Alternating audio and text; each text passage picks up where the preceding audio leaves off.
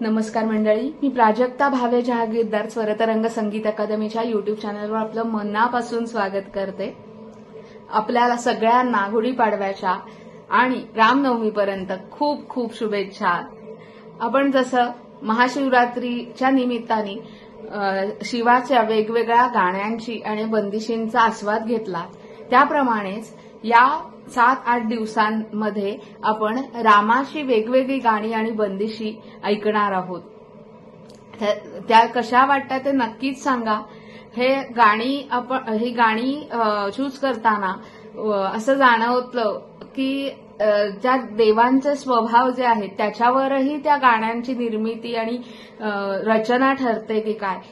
कारण शंकराची गाणी आणि बंदिशी ही मस्त एकतालातल्या अग्रेसिव्ह पटापट पुढे जाणाऱ्या अशा आहेत, त्याच्यात तानाही खुलून दिसतात।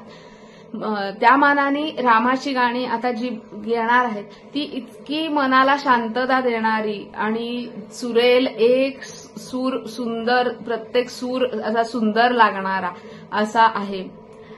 तुम्हाला अजून काही वेगळं असं रीडिंग आहे का? जर असेल तर नक्की सांगा। आणि ही गाणी आवडली तर चॅनलला सबस्क्राईब करा, लाईक करा आणि जास्तीत जास्त शेअर करा। धन्यवाद मंडळी।